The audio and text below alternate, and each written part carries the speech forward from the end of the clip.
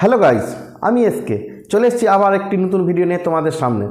আজকে আমরা ভিডিওতে আলোচনা করব বাংলা আবাস যোজনা নিয়ে। বাংলা আবাস যোজনা নিয়ে এখনও অনেকেরই মতভেদ রয়েছে।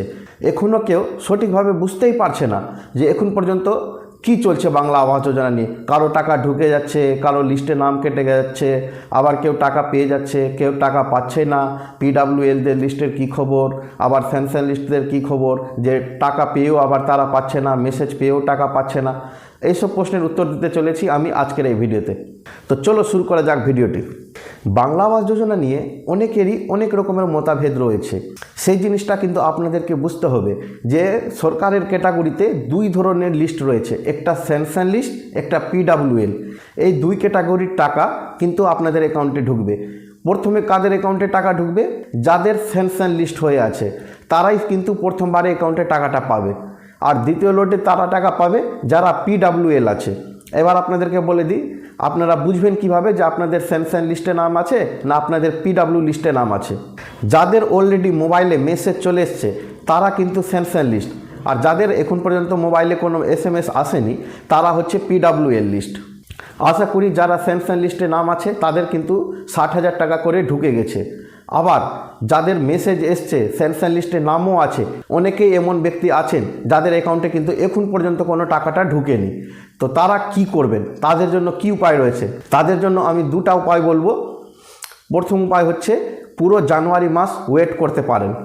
তাছাড়া দ্বিতীয় উপায় হচ্ছে আপনাদের যদি ধৈর্য ক্ষমতা না থাকে তাহলে আপনারা কিন্তু এই যে এখানে আমি একটা টোল ফ্রি নাম্বার দিয়ে দিচ্ছি সরকারের, সেই সব নাম্বারে আপনারা কমপ্লেন করে যোগাযোগ করতে পারেন। মুখ্যমন্ত্রী সচিবের নাম্বার হচ্ছে 9137091370। আবার পঞ্চায়েত হেল্পলাইনের নাম্বার হচ্ছে 180088999451। Emergency helpline 112। এবার দ্বিতীয় আলোচনা হচ্ছে পিডাব্লিউএল লিস্ট নিয়ে। অনেকেরই মতভেদ রয়েছে যে আমাদের তো লিস্টে নাম আছে কিন্তু এখন পর্যন্ত আমরা টাকা পাচ্ছি না কেন। তো আপনাদেরকে বলে দিই বন্ধুরা, আপনারা টাকা পাবেন। বিশেষ করে পিডাব্লিউএলদের বলছি যে সরকার 3 ধাপে কিন্তু আমাদেরকে টাকাটা দিচ্ছে। প্রথম লিস্ট হচ্ছে স্যাংশন লিস্টদের, যেখানে সরকার 12 লক্ষ মানুষকে 60,000 টাকা করে প্রথমবার দিবে। দ্বিতীয় ধাপে 8 লক্ষ মানুষকে মে জুন মাসে টাকা দেওয়া হবে। আবার তৃতীয় ধাপে আবার 8 লক্ষ মানুষকে 2025-এর নভেম্বর কিংবা ডিসেম্বর মাসে টাকাটা দেওয়া হবে। অর্থাৎ টোটাল 3 ধাপে আপনাদেরকে কিন্তু টাকাটা দেওয়া হবে। আর টোটাল টাকা দেওয়া হবে আপনাদেরকে 28 লক্ষ মানুষকে। প্রথম 12 লক্ষ, তারপরে 8 লক্ষ, তারপরে আবার 8 লক্ষ মানুষকে।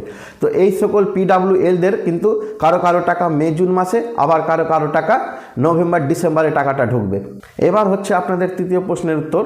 পঞ্চায়েত বা ব্লক থেকে আবার একটা তৃতীয় লিস্ট জারি করা হয়েছিল, সেই লিস্টটা কিন্তু প্রকাশ্যে আসেনি, সেই লিস্টটা তাদেরই কাছে রয়ে গেছে। তো অর্থাৎ আপনারা পঞ্চায়েত বা ব্লকে গিয়ে যোগাযোগ করে দেখতে পারেন যে তৃতীয় লিস্টে আপনাদের নাম রয়েছে কিনা। যদি আপনাদের লিস্টে নাম রয়েছে তাহলে আপনারা কিন্তু নভেম্বর ডিসেম্বর মানে 2025-এর নভেম্বর ডিসেম্বরে আপনারা টাকাটা পেতে পারেন। ধন্যবাদ বন্ধুরা ভিডিওটা দেখার জন্য।